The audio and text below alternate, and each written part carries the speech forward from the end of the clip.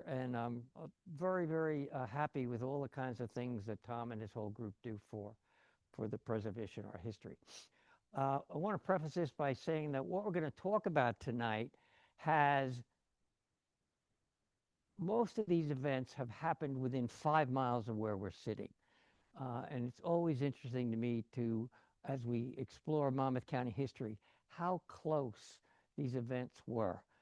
Far away in time, 250 years and more ago, but very close geographically to us. And as always, too, I encourage you to ask questions when it occurs to you. You don't have to wait till the end. So let's begin with these two fellows here. We're going to talk about their impact in the Revolutionary War and their rivalry between each other. The book and the research took me 3 or 4 years, and I'll just preface it again by saying that there's a lot of stories about Colonel Ty and an awful lot about Joshua Huddy, and I was confused over time about them.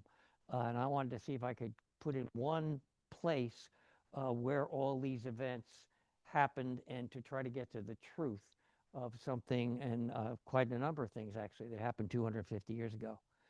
So that said, let's see if this is going to work. Yes, it is. Okay. So we're going to start with a common enough event during the Revolutionary period and even before the Revolutionary period. And it has to do with runaway slave ads, of which we have thousands and thousands. And it would make sense, doesn't it, that enslaved people would run away at every opportunity they could.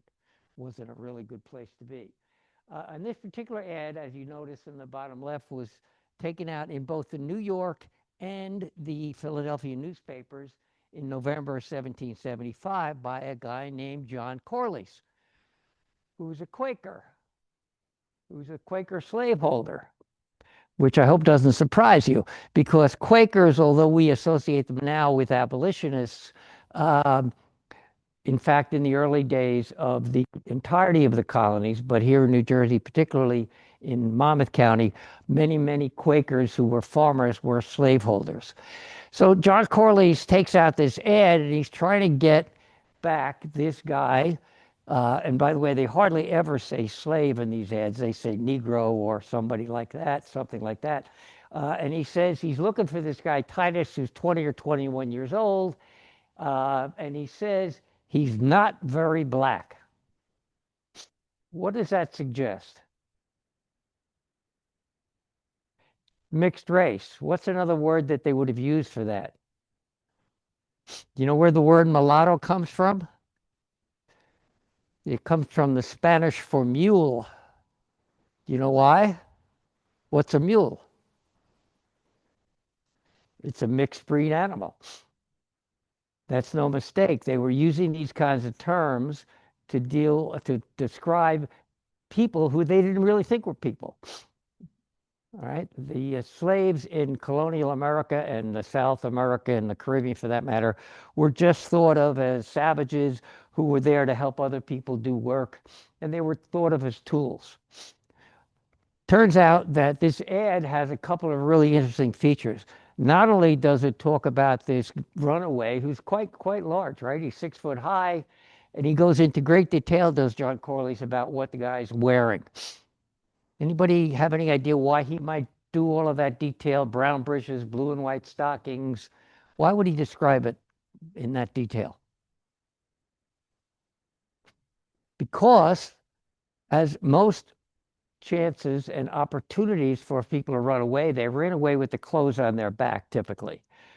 So we don't know, but perhaps Titus was on an errand, and he saw that he could escape, and he did that, as many of these did. And most of these ads have detail like this because when they place the ads in newspapers, they're hoping that someone will recognize these people. That's another interesting fact. Also, what I found out in my research is that while John Corliss is in this particular period of time is in his early 40s, it's likely that Titus, his runaway enslaved man, was either his brother, half-brother, or maybe his son. which is also common. So a lot of times we have this image that what went on in slavery times in the South was different than it was up here, and that's not true. Okay, because white slaveholders always knew that they could increase their stock, which is the way they thought of these people. They thought of them as cattle by impregnating their female enslaved women. Another word for that is rape. And it happens frequently and it happens everywhere.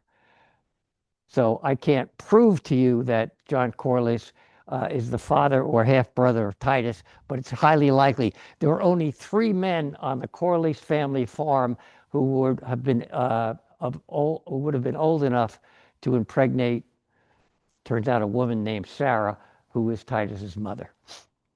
In any event, keep in mind the date here, November of 1775. Remember, all the things that have started the Revolutionary War have happened in Massachusetts. Okay, everything's heated up. The colonies are all worried about what's going to happen. There's outright rebellion in some places and others not so much. But we're going to focus on Monmouth County here.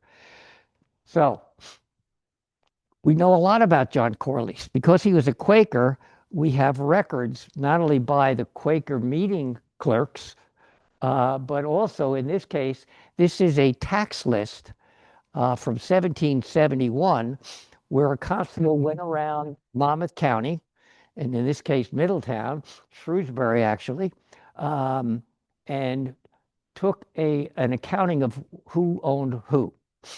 And you'll notice there that John Corliss is one of the largest slave owners in the area. He's got 4. That means he's pretty well-to-do.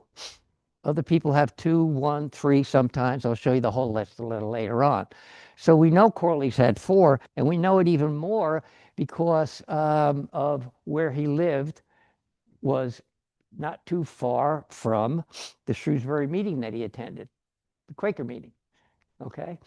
And he lived, I don't know why that little black thing is there, but it's okay. That's a map showing you what was then called Rumson Neck. It's the Fairhaven-Rumson Peninsula now.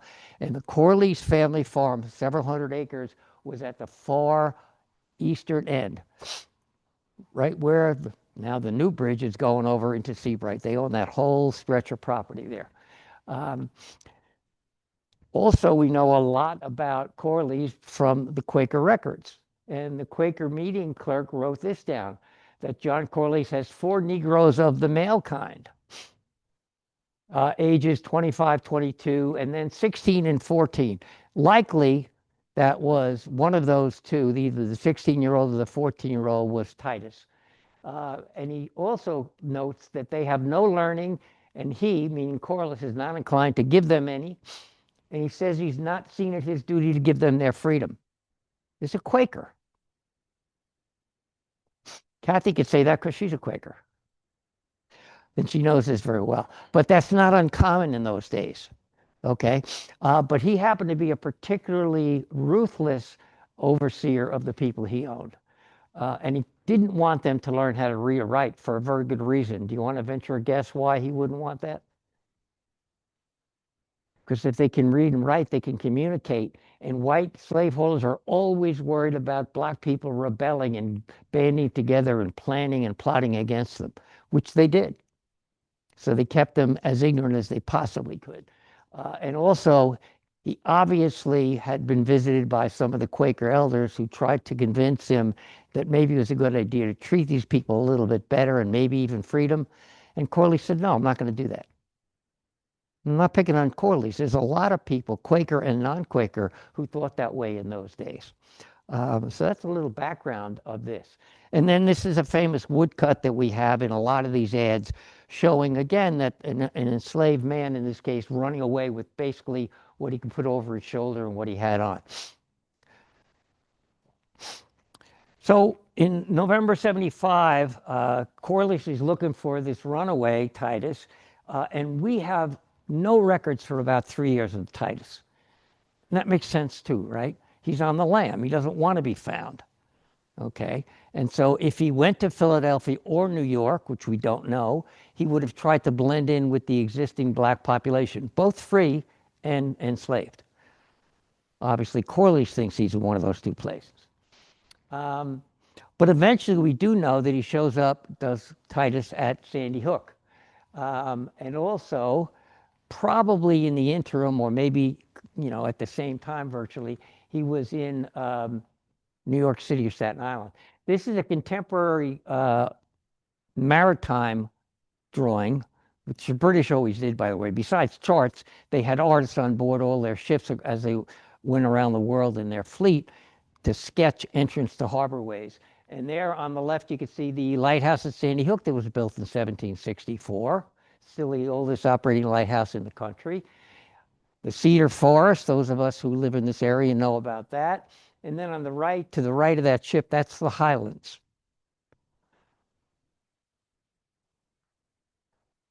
What Titus eventually does is he ingratiates himself with the British, probably in New York, but more likely in Staten Island, where the British had huge forces during the Revolutionary War. By the way, after 1776, they controlled all of Sandy Hook, did the British, the entryway to New York, all of Staten Island, and all of New York City. Okay, so Titus would have gone and ingratiated himself again so that he could convince them that he was valuable to them. He grew up in Monmouth County. He grew up across the river from us, right, on the other side of the Navesink, and he knew the area very well. And he convinced them that he could help them with intelligence. He knew the players. He knew who was loyal. He knew who was probably rebellious. And he was also, as it turns out, a natural leader, as you'll see in a few seconds. And so the British would have recognized that and taken care of him at Staten Island. Now, there's a lot of stuff about Titus that has come down to us. And a lot of it's not true, which is one of the reasons I started to do the research. I wanted to find out what's true and what's legendary. And one of the most persistent rumors and stories about him was that, he must have gone to Virginia.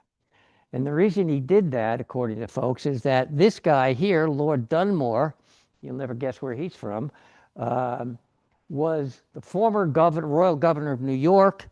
Obviously, he's a Scotsman. And then he loved that post in New York, but then he gets transferred to Virginia, which he hated.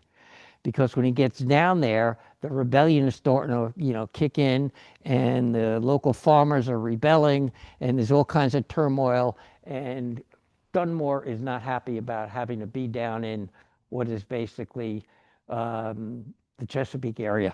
And he's in Williamstown, as you would expect.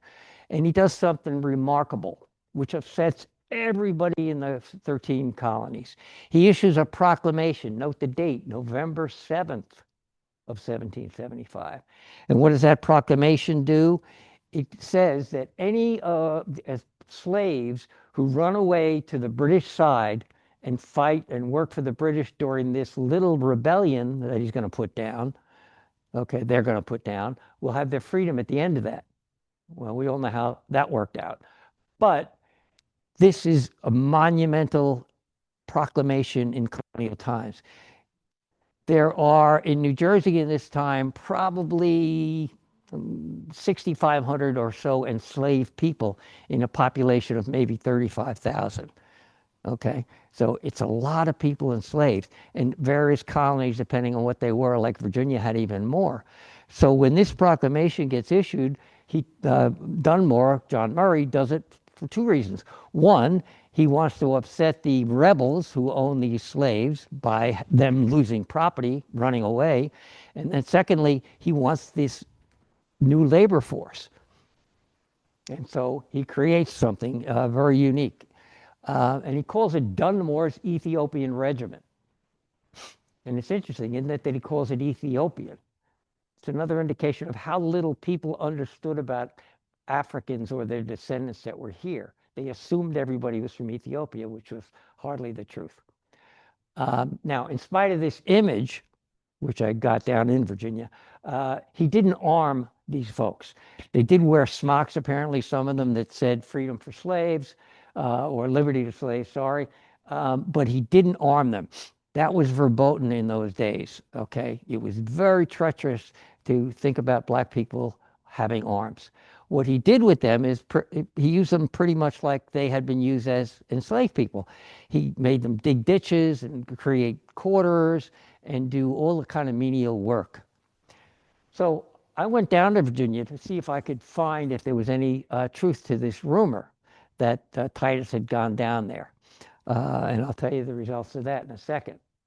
So when I went down to the University of Virginia, I went through Dunmore's files, which are all preserved, especially the roster of people in Dunmore's Ethiopian regiment, so-called.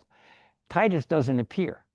And it turns out that about 200, 220, let's say, of these escaped slaves who went to the British side were mainly from Virginia, not other places. And so that makes sense when you think about what happened here. Titus is way up in the Sandy Hook area, right, when he escaped from Rumson. And if he had to get to Norfolk, where Dunmore and all these folks are, the British folks are, he's got to have a heck of a journey, okay? First of all, everybody's looking for him. And he's 6 foot tall, so he's going to stand out. How's he going to do this? Is he going to walk? Is he going to hire carriages? Is he going to hitchhike on a horse? What's he going to do? Where's he going to get the money to do this? Not only that, he's going to have to go through, somehow get over the Delaware River. He's going to have to get over the Chesapeake Bay expanse there in order to get to Norfolk. This is going to take him weeks. And he would have known how dangerous that was, because people are looking for him not only for the reward, but in those days, people would punish enslaved people who they caught. So he's likely not to have done that. And secondly, if he went the other way by sea, he's got other problems to think about. How's he going to do that? How's he going to board a ship? He's not going to have any fare. Could he stow away? Yeah, but he's 6 foot tall. That's going to be pretty tough. He could get there in a day or two, maybe, if he's lucky. But we don't have any evidence for that. And it's more complicated to think of him doing that than the reality. He grew up in Rumson, right? So if he escaped by a small boat, which he probably did, he could have gotten to New York pretty easily. That's a couple of hours sail away, and then eventually get to Sandy Hook. So I believe that that's a more likely path than what we have been told. And also, when you think about it, when I thought about it at least, there's some disturbing thought here. People who created this legend believe that Titus, who becomes this military figure later on in his history, could not have attained that expertise on his own. He must have gotten it from white commanders somehow, which is far from the truth, okay? He was a natural leader from all of the evidence that we have, and he's well respected by people on the British side, as you'll find out. So I don't believe that he got down to Virginia at all. So now this should work. Okay, good. Let's talk about Joshua Huddy, who was born Joshua Huddy, but when he was a young boy, he was called Jack by everybody, by his parents. And he was born a Quaker too, okay, in Salem County. So he's not really from Monmouth County that we might think, because of the association with what happens to him. But he's born in 1735, and he's not a very good Quaker, because he gets read out of the Quaker meeting, which is what they do after several visits from the elders to change his ways. And we have a record in the Salem County meeting that he was thrown out, but they don't say why.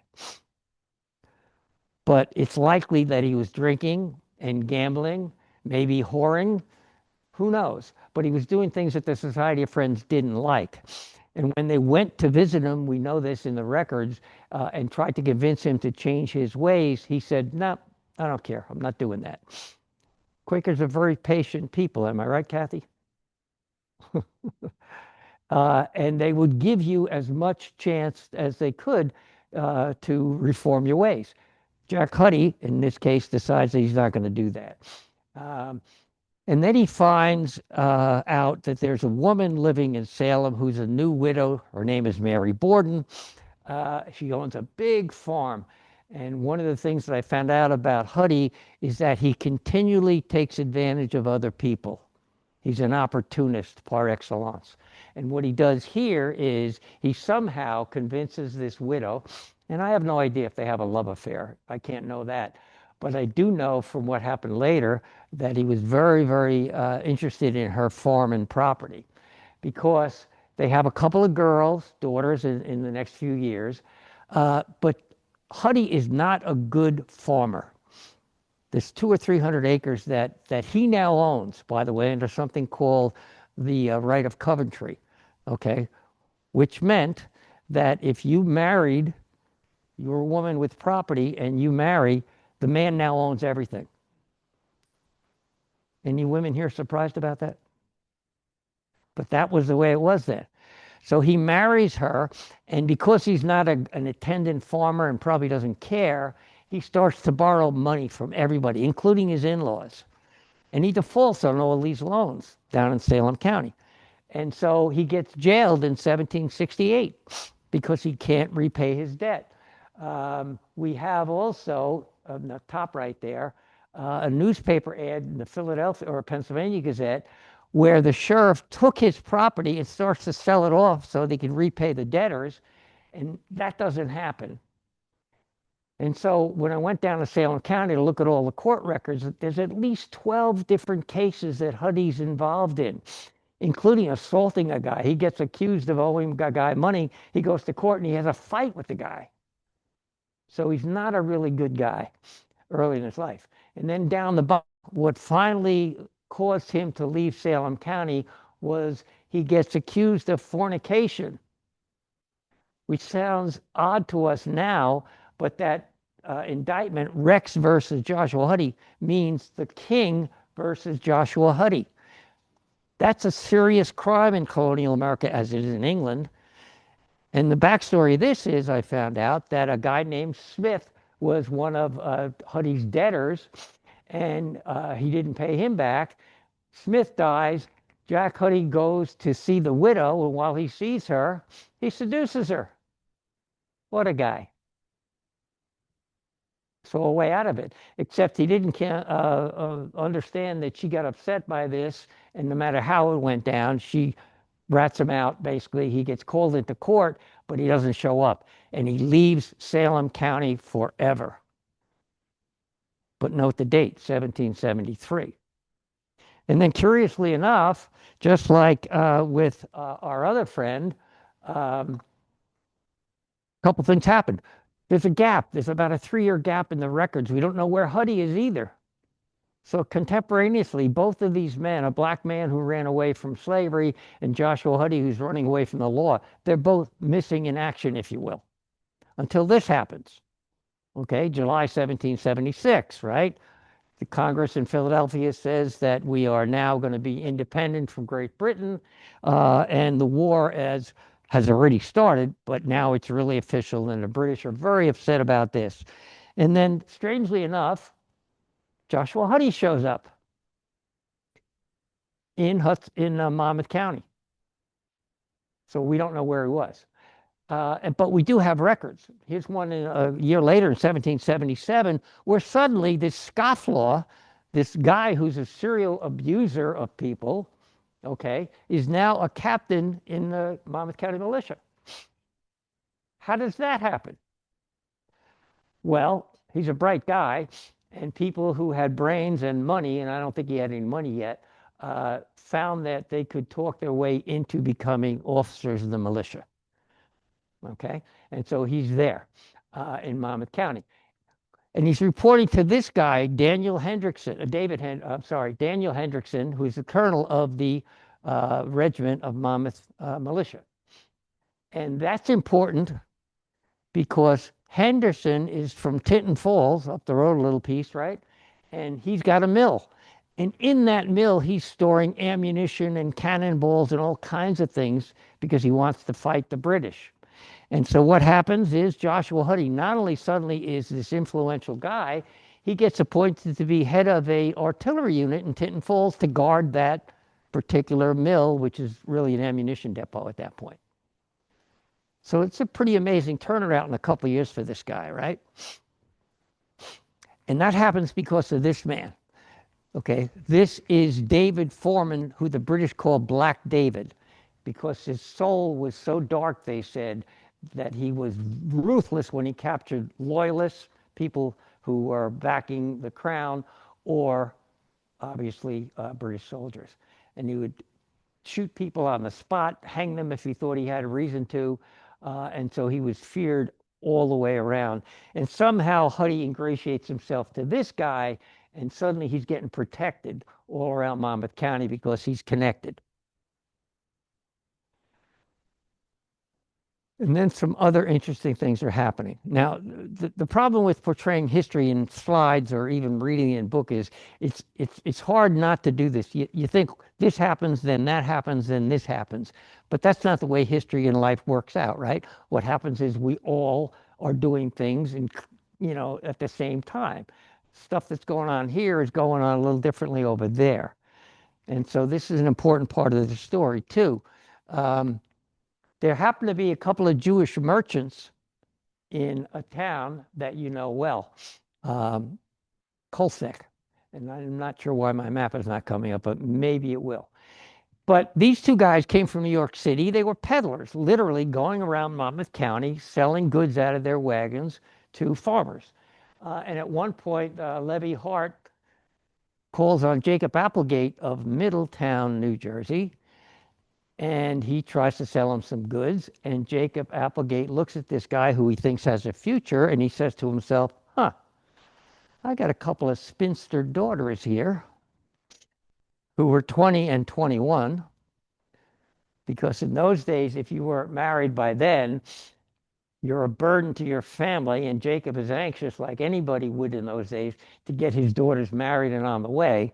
And so he talks to Levy Hart and his cousin, Jonas Solomon, and he says, I got a deal for you. It's a twofer, okay? And he marries off his two daughters, and he gives his sons-in-law, new sons-in-law, mortgages for property to buy so his daughters can be set up. And cleverly enough, what he does in the mortgage, which we have the documents, is he said that if something goes wrong, the property reverts back to your wife, which is unusual. So he's protecting himself and his daughters in spite of trying to give them some other place to go.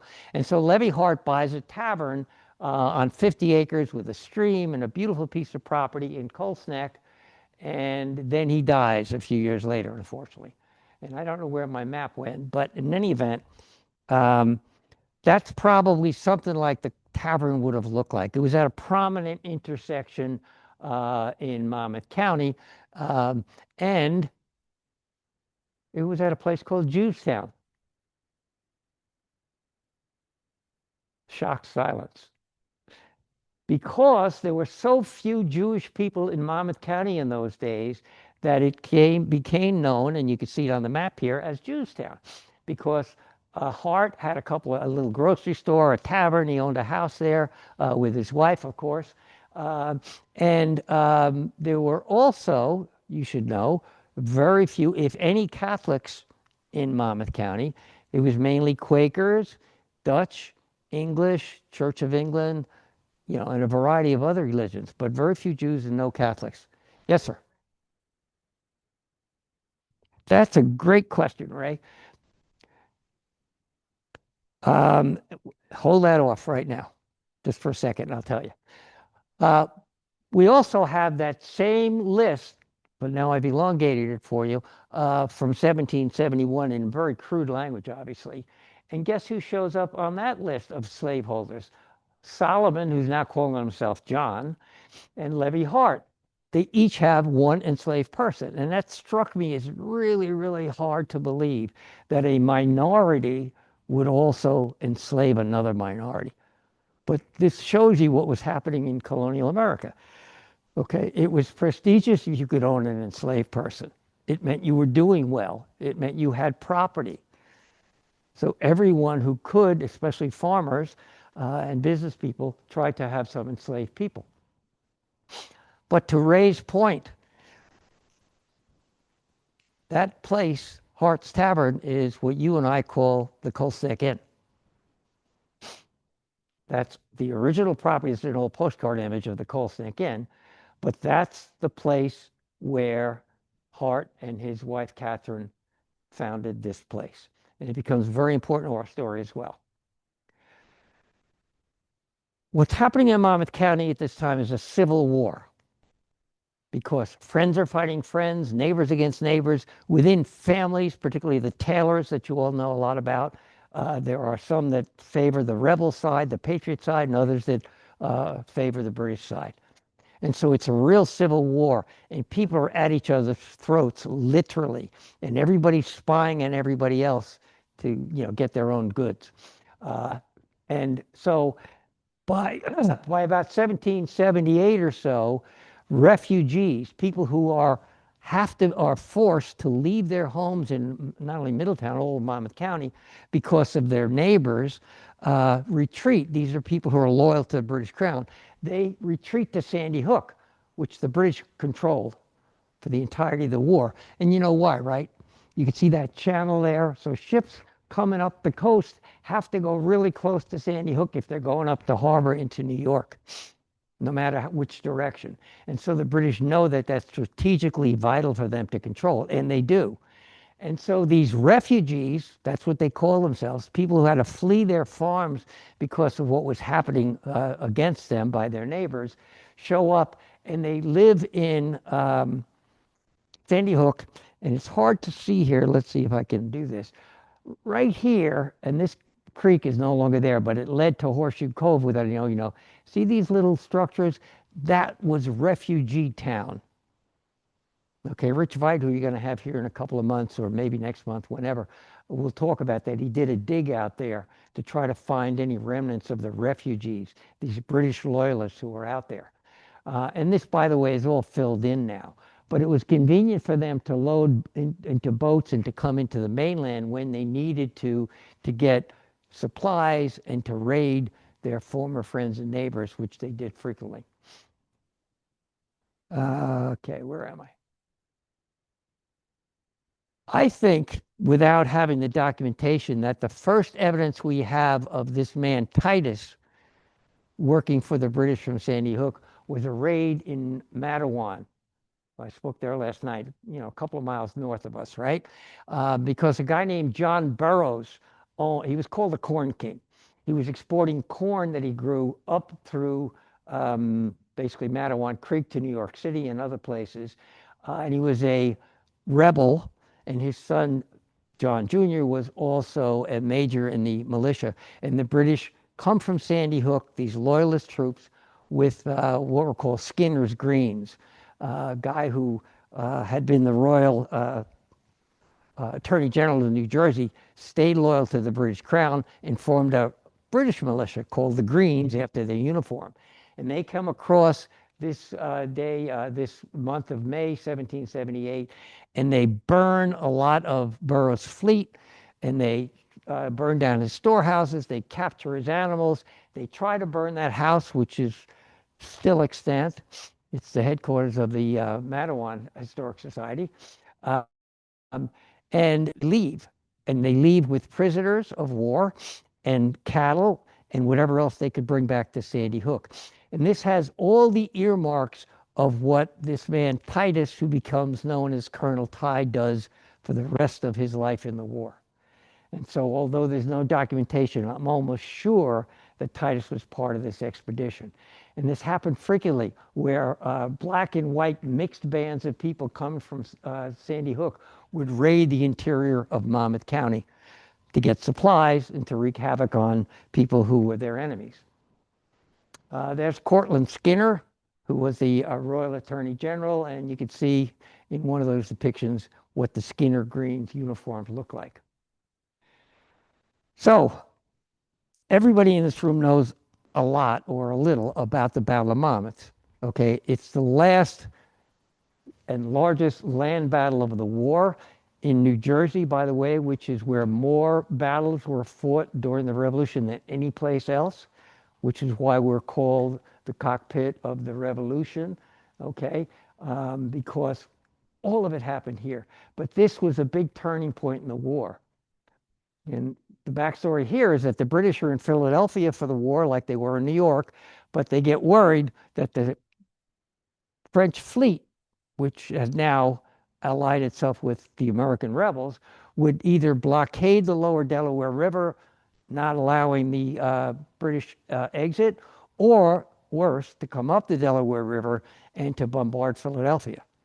So Henry Clinton, the general in charge of the troops in Philadelphia, makes the decision, we have to leave. And so he decides that he can't go by sea, which is how he got there, by the British fleet. So he's going to have to walk across New Jersey. And that's what he does. And so George Washington's aware of this huge troop movement. It's about a 10-mile long wagon train of all of the British, all of their household goods, good British officers that they were. They brought their wives and their mistresses with them, okay, to come across New Jersey. Washington's aware of this, and he makes a decision that he's going to confront them at Freehold, Manalapan, right? Washington's in Englishtown. He finds out that the British are camping at Manalapan, and so he decides and puts his army at risk, because the Continental Army in those days was just, you know, a bunch of former farmers that have been that Washington is trying to get trained into a fighting force. And he's fighting the most trained army in the world, and the numbers are not in his favor either. But he's got strategic advantages. There's a lot of people in Washington's army in those days that are from Monmouth County, and they knew the terrain, and they knew that they had a chance. And so Washington attacks the British. And it's this hot sunny afternoon in the middle of, or at the end of June actually, and the casualties are staggering, not only from the gunfire and the cannon fire, but men on both sides are fainting, and they're dying from heat stroke. And we get all those famous stories that you know, about Molly Pitcher, who's not a real person, but she's an amalgam of several women who apparently stepped up and manned the cannons when their husbands were not able to. And the battlefield is, again, not too far from here, right? It's in the Freehold area. And there's Molly, or at least a picture of Molly, based on a real person, but that's not her.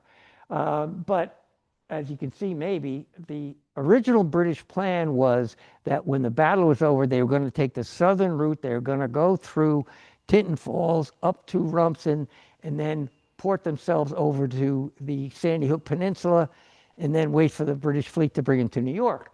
And unfortunately, what they find out is that they can't do that, because there's a militia unit at Hart's Tavern, okay, waiting for them. Nobody quite knew where the British were going to come through Monmouth County. But what happened was, after this horrendous battle on June 28th, the British had had enough. Both Washington and the British decided they were going to calm down, rest overnight, and start the battle up in the next morning. And the British had had enough, and they decided they're going to leave. They leave their campfires burning overnight, and as quietly as 10,000 men can, they leave the battlefield. They can't go that way when they find out from other spies that Hart's Tavern has got militia, as well as other places that way. So what they do is, this guy, Wilhelm von Kniphausen, who's a Hessian general in charge of the logistical train, the wagon train, decides that he's going to go another way. And the way he goes is hidden behind Molly here, but he takes a northern route, which there it is, okay, through, if you anybody from Freehold, you know Dutch Lane. That's the route he takes, and they're going through sand and all those horrible things for wagons and horses to mount through, and they're going to go through Middletown. Okay, you know that, right? Through Buttermilk Valley, you know that? That's where they eventually go into Highlands, and then they put a bunch of little boats together, and they have a bridge right about where Barr's Landing is today, and they get to the peninsula. But before they get there, our old friend Joshua Huddy does what Joshua Huddy always does, because he's reckless. And what he does is he decides that he's going to attack the British. And so from Hart's Tavern, that he's using as a headquarters, he goes up to a part of Kolstad called Vanderburg. And he does this crazy, stupid thing. With about 20 men on horseback, they dismount, and he's going to have a bayonet charge against this huge army. And it doesn't work out real well. He loses 3 or 4 men, and he's forced to retreat. And if you go there today where this incident happened, there's the gravestone of one of the men that Huddy lost, this guy Michael Field. who was 19 years old, which is what a lot of these young guys were in the militias in those days. They were farmers and farmers' sons who enlisted for 6 months at a time and then went back to the farm and then maybe re-upped again and came out again to fight. But again, an example of Huddy's recklessness. He had no chance to do this, but he's always looking for glory and he wants to be valorous. And so he does this and he's forced to retreat. Of course, he never gets hurt. Pardon? Where is he buried? Michael Field, right on, it's off Dutch Lane, actually, in the Vanderburg section of Kolsnack, right off Route 34. It's all by itself. It's where the battle happened, and they've got a fence around it. I'll give you the directions later if you want. And then Joshua Huddy does what he always does. He finds out that the widow Hart has a business, has a tavern, has an enslaved person at least, and has a lot of property. Do I know that they didn't fall in love and had this blissful marriage? No, I don't. But I know what happened next, which suggests that he didn't have that with this woman. Because what happens is when he gets married here, that's in Dutch, by the way, he gets married in front of this guy, the dominie or the reverend in the Dutch Reformed Church, Benjamin Dubois. And so what this means is that the widow, the Baptist widow of a Jewish guy, marries a former Huddy, former Quaker named Joshua Huddy, and they get married in front of an officiant who's a Huguenot. That's America.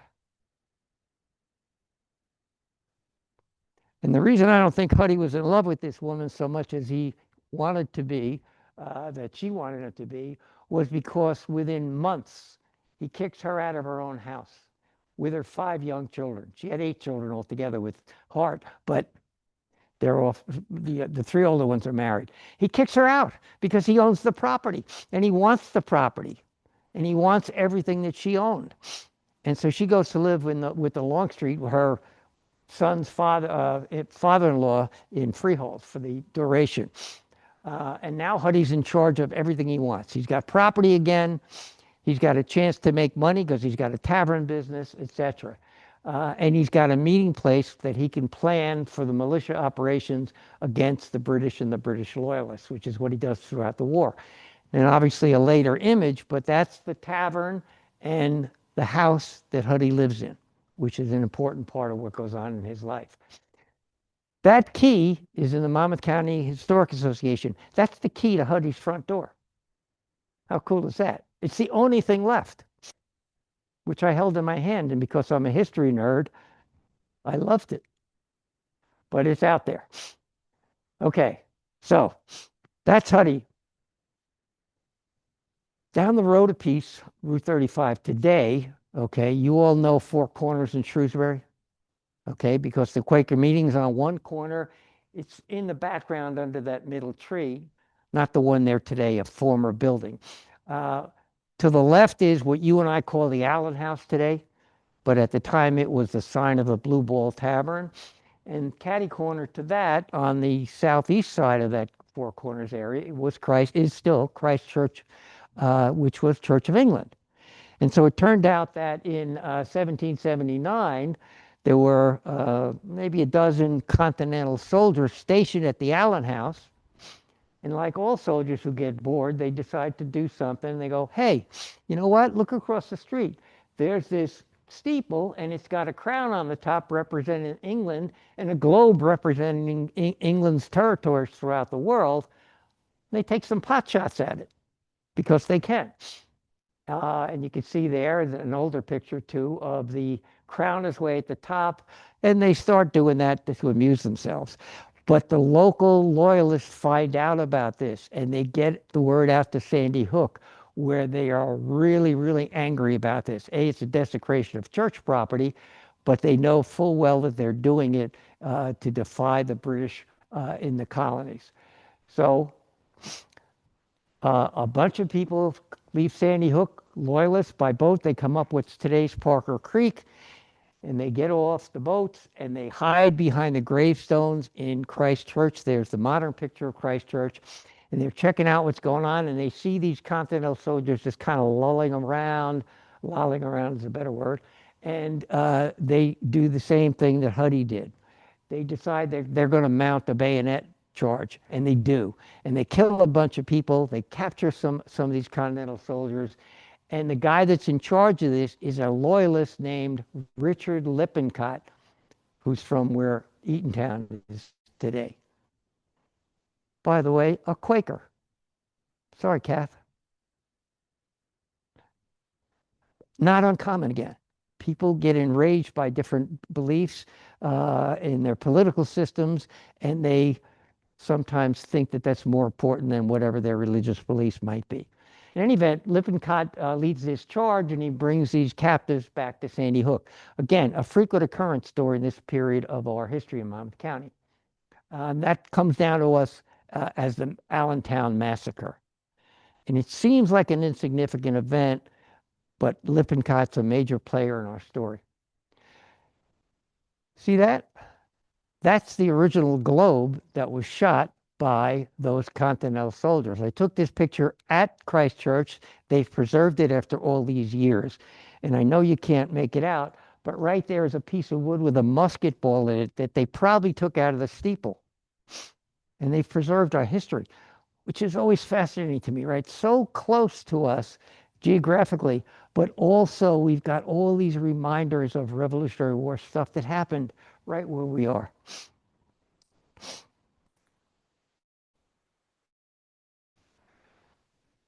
Same year, 1779, we're like smack in the middle of the Revolutionary War.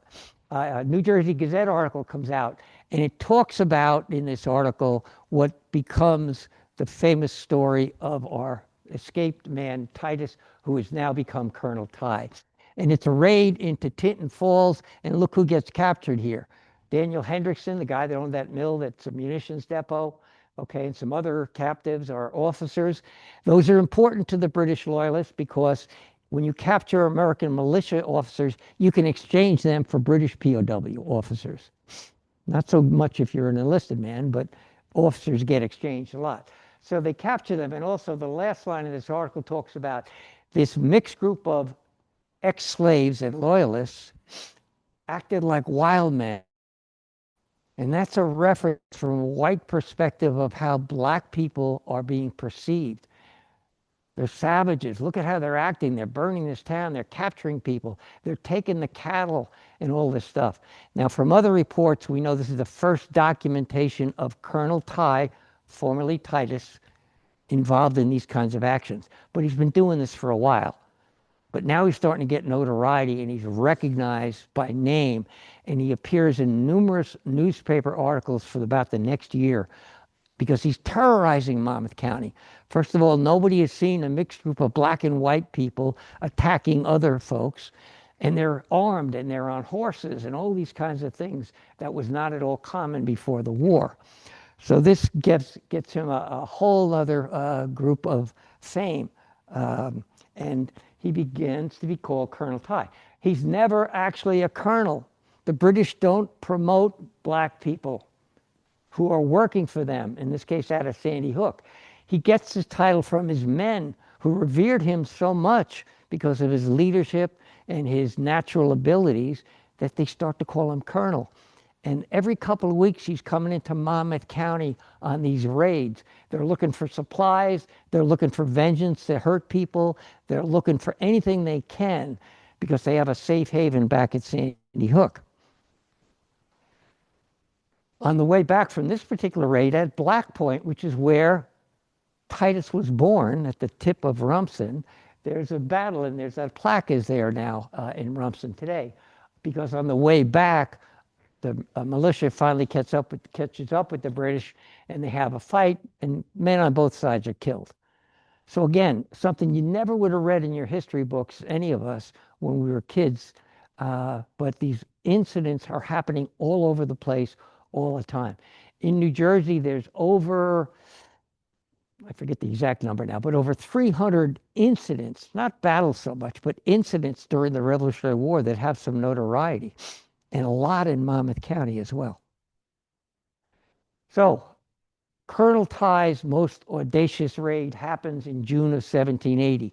And why I say that is because for the first time, as opposed to coming over at night and raiding these farms and pillaging villages at all under the cover of darkness, Tighe leads a group of men, both black and white, from Sandy Hook. They come over in boats. They meet some folks that have some other loyalists who have prearranged horses for them. And they gallop through Middletown, New Jersey on horseback, okay, in broad daylight, because they're after these three people, right? Homedale at that point in time was part of Middletown.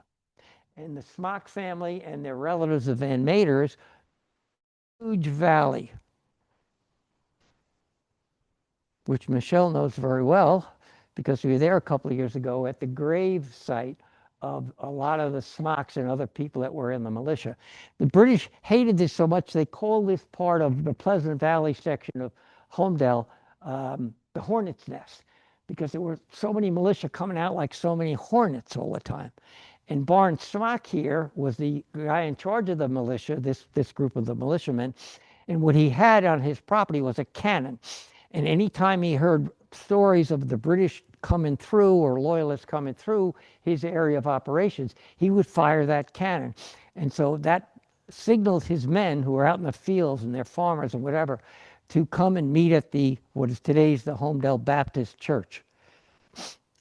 And then they would form and do whatever they had to do. But on this particular day, they get surprised because Tighe and his men show up very early in the morning, and they come through on horses.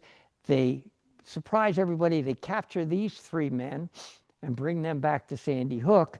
And oh, by the way, while they're there, for good measure, they spike his cannon, which means they either take a literal spike or a bayonet and they pound that into the touch hole of the cannon, and it's inoperable forever. I would love to find that cannon, because that's Willowbrook right there. And I got a feeling that they might have thrown it away. What are they going to do with it? But we don't know. In any event, this, again, is shocking to everybody, and it gets the word, by the way, to George Washington. Because David Foreman, who's in charge of the coast from Sandy Hook to basically Manasquan, writes to Washington. He says, hey, two things happened. One is we lost a guy named Joseph Murray in Middletown a couple of days ago, and also this guy Tighe raided and took a couple of our men from Middletown. George Washington's very well aware at this stage of the war of a guy named Colonel Tighe, this former escaped slave from Rumson, New Jersey.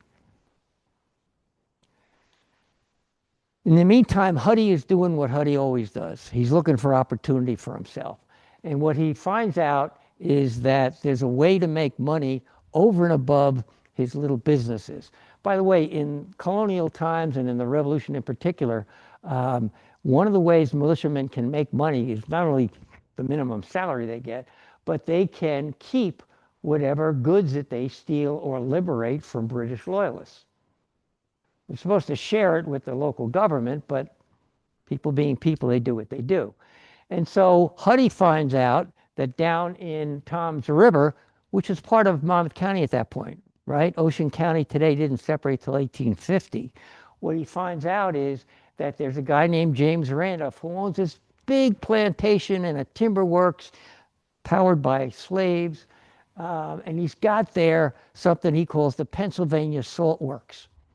And salt is invaluable in the Revolution because you can't get it from British anymore. You can't get it from the Caribbean. You can't get it from Europe. You have to manufacture it yourself, not only to preserve food, but it's a vital component of gunpowder. And so in colonial America and then into the war, we've got salt works in Shark River, Manasquan, Toms River, and other places along the coast where they dry out salt, water, basically brine, and they manufacture salt. And that's going on right there on the opposite side of the Barrier Beach. By the way, not there now, but that Cranberry Inlet was there at the point, and that plays another part of our story. And so what happens? We find out that David Foreman, in an attempt to protect Joshua Huddy, he goes to George Washington, who goes to the Continental Congress, who issues a letter of marque. There's only 4 ever issued to New Jersey citizens during the Revolution. And right up there is the name of the boat that they entitled to become basically a pirate ship. And it's called the Black Snake. And if you see the owners there, James Randolph, Joshua Huddy and Company, Ray.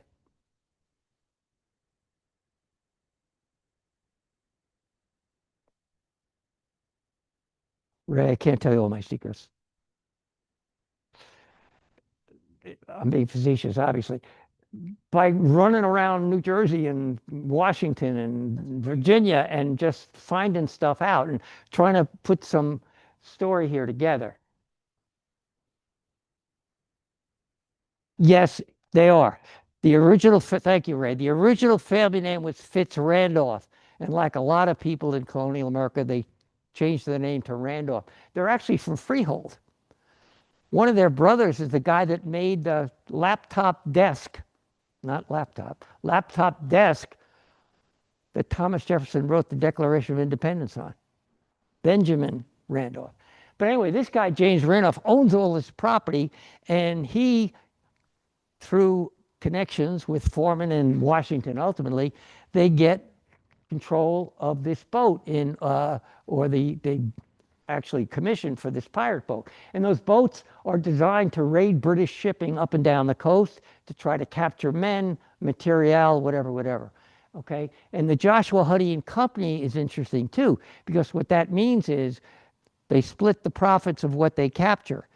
Randolph gets the big chunk of it because he's putting up the money, and Huddy and his crew split the rest.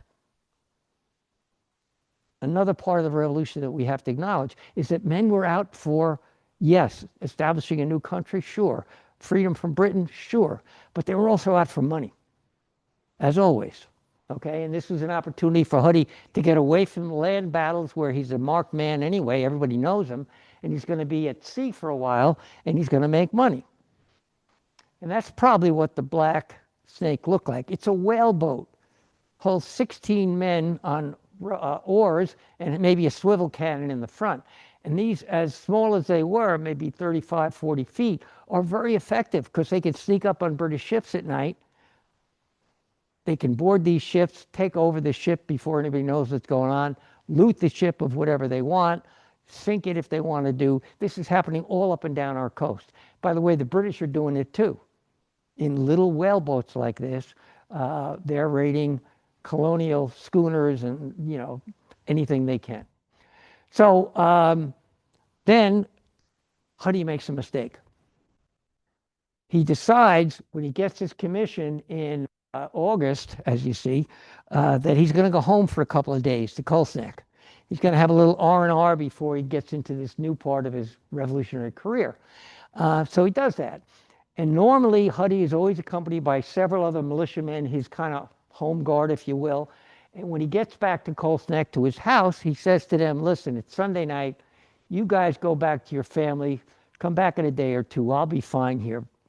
Nobody knows I'm here. Wrong. Everybody knew he was there. Because again, Monmouth County is just loaded with spies. Everybody is spying on everybody else. If you're a loyalist and you suspect your neighbor is favoring the rebel side or selling them goods, you're going to report that person. If you're a rebel, a patriot, and you think that somebody is surreptitiously or out in the open selling stuff to people out in Sandy Hook, you're going to tell people about that. So it's all kinds of tension going on. So Huddy gets back to his house, and he thinks he's fine, and he's only there with himself. And remember, he kicked his wife out, and a maid, a 20-year-old woman named Lucretia Emmons. And part of the story that's come down to us is, oh, she was a slave. Oh, she was his mistress. And it's all bunk. She's just this young girl who was his housekeeper. She probably worked in the tavern as well. But they're there, and what happens is that Colonel Ty and a group of men at Sandy Hook find out from other spies that Huddy's back. And so they leave Refugee Town and they go outside. They go through an inlet that's not there now, but was there at the time. right off Highlands, and they land at Black Point, Rumson, and they take the overland journey to Colts Neck, Jewstown, basically, and they stay in the creek beds overnight. And in the morning, they surround Huddy's house and they yell, "You got to give up. We've got you surrounded." And the next thing they know is all kinds of chaos breaks out. Every window in that house, it seems like somebody's firing back at the British who are besieging this. And oh, by the way, Colonel Ty is the one who led this expedition. And what's happening during this 20-minute battle is that it's only Huddy and Lucretia Emmons. And they've got these muskets positioned at every window, basically. And Huddy's taking a shot, and then she's reloading while he runs downstairs, takes another shot, and he's going through the house doing this. And during this battle, it's hard to see here in this image, but Colonel Ty up there gets wounded. He gets shot in the wrist by Huddy. And so now the British loyalists are really enraged because now their commander, their guide to this guy's house, has gotten hurt. So they're furious with this. They think that there's 20 or 30 guys in this house. They can't figure it out, but they say, okay, enough of this.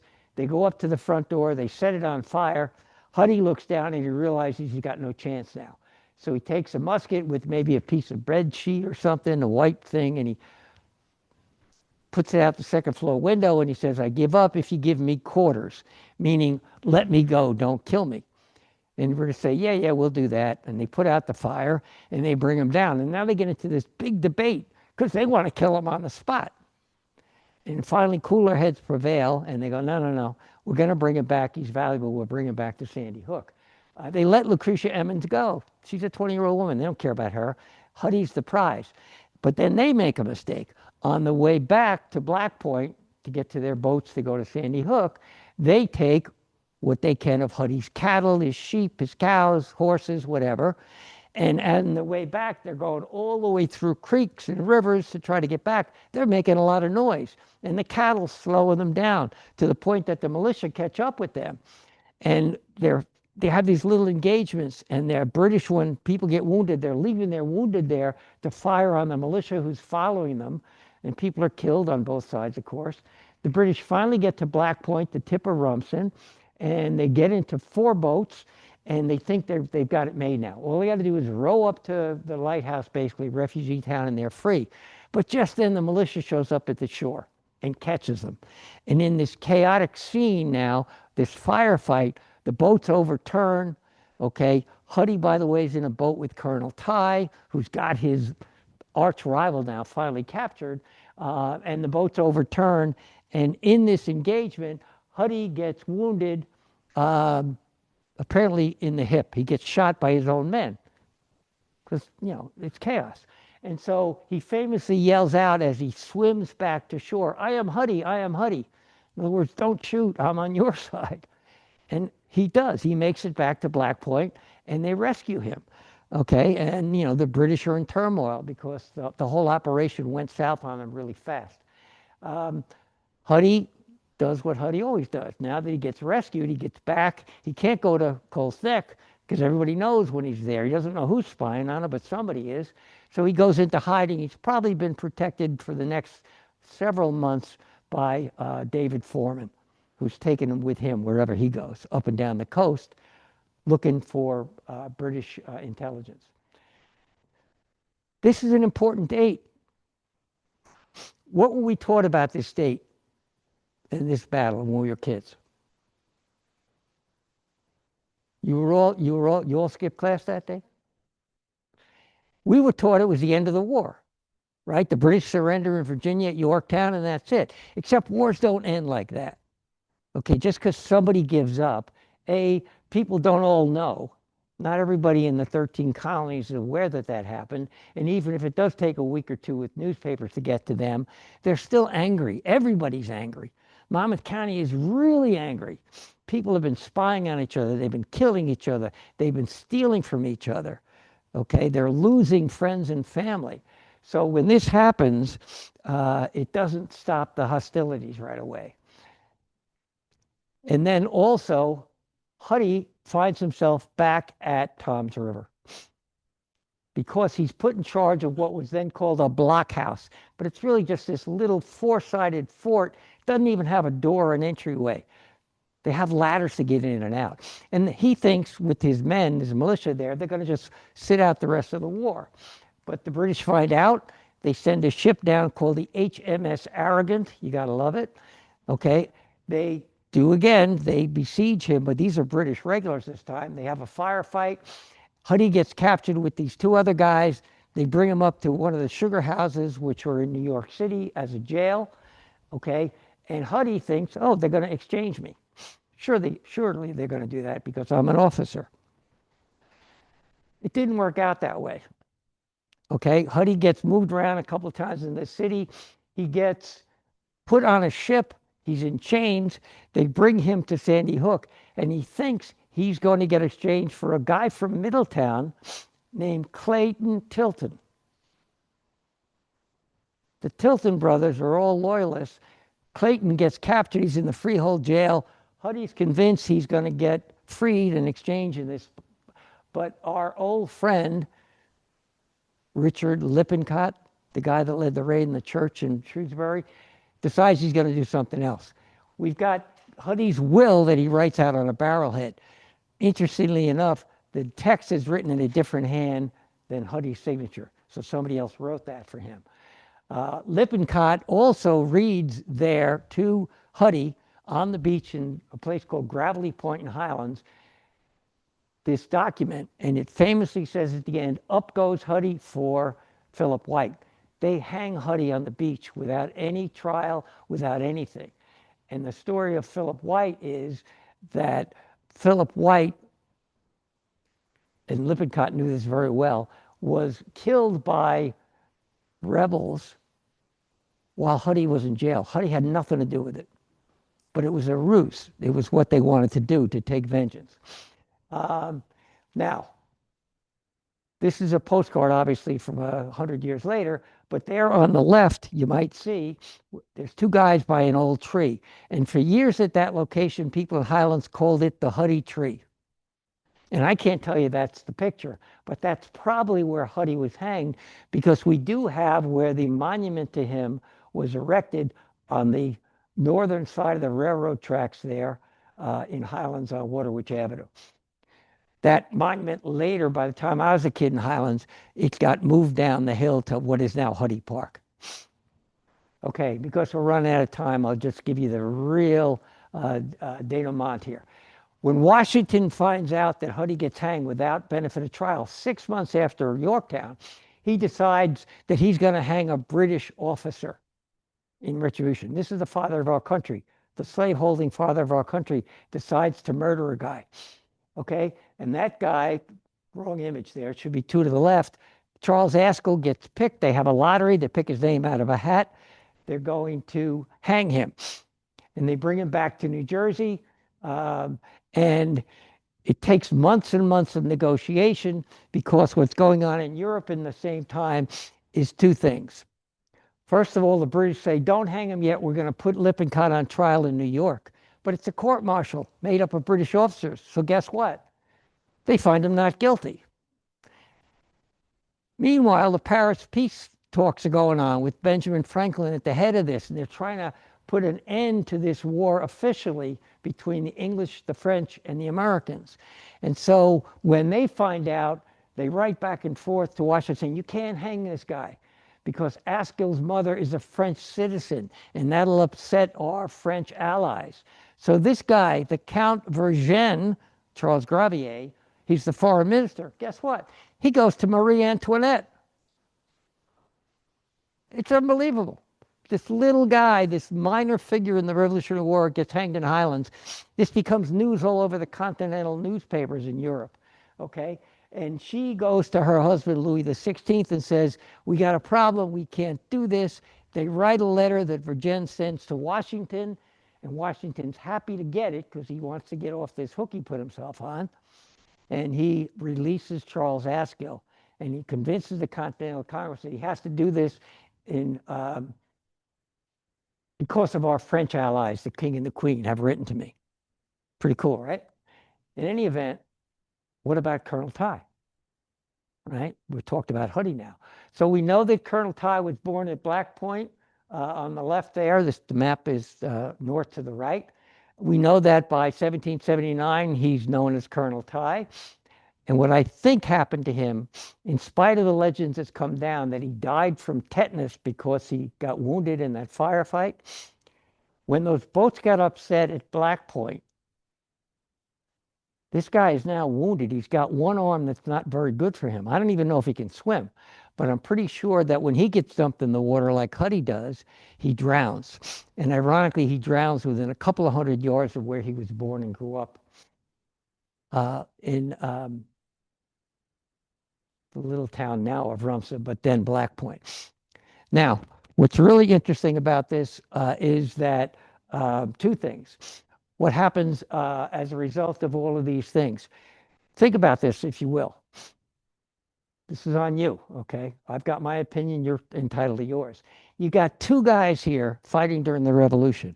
What were they? Were they heroes? Were they terrorists? Did they fight for independence?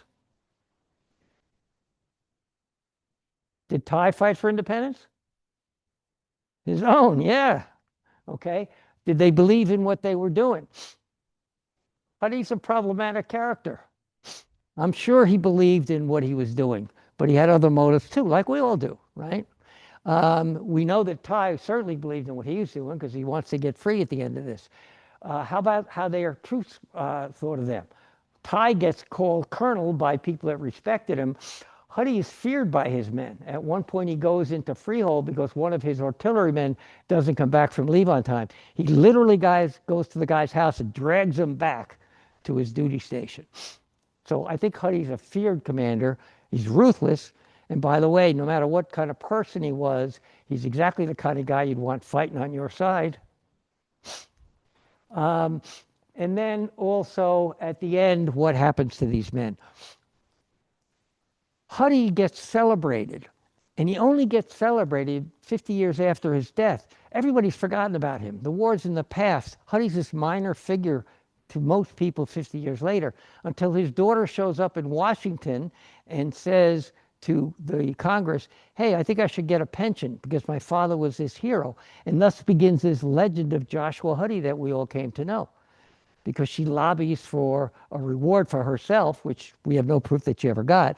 But people take up the story, and he shows up in newspapers, and suddenly he's famous. And there's a lot more to this story. But because we're out of time, at least on the live feed here, I've written about this. And I left a lot out for the sake of time tonight. But I think it's a fascinating part of our history. And what I loved about it was it's real people doing things during times of stress and trauma, as opposed to, the glorious revolution that we all grew up on, which was obviously glorious and it was obviously terrific. And we wouldn't be sitting here if we didn't win the war. But the real stories of the people, to me, are what make it the most interesting of all.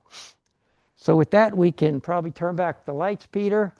And am I offline here? Oh, I'm still online. Okay, good. Oh, I got 5 minutes. So questions, comments, stories? Yes, hi. She died. Huddy's first wife, Mary Borden, died. That gave him the ability to later on marry Catherine Applegate Hart. Yes.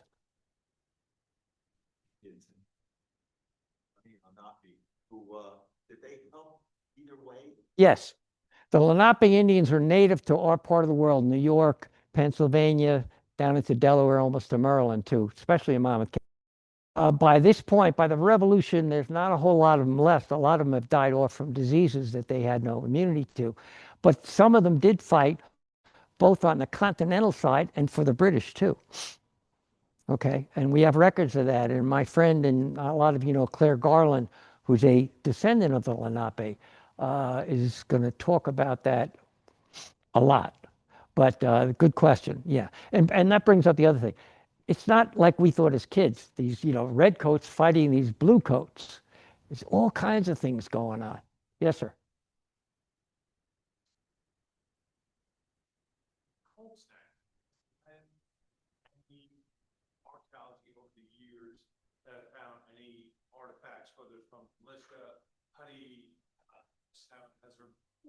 There are still, Rich Vital addressed that, I'm sure. But one of the stories that I came across was that when Huddy was part of the militia, up the street, you know where the Coal Thick Inn today is, right?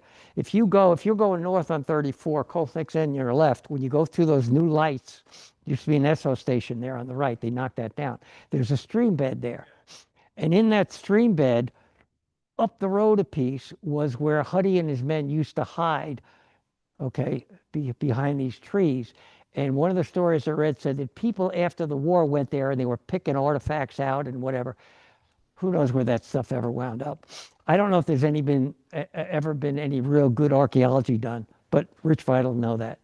Yeah, Kath.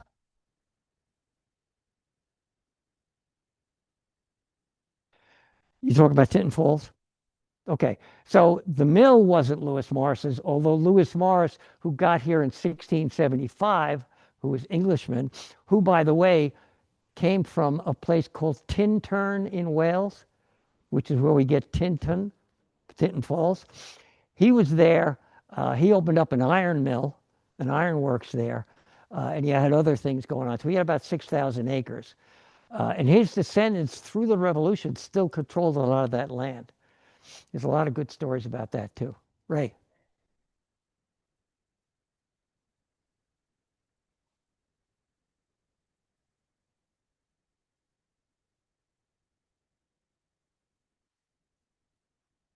What do I owe you, Ray? Thank you.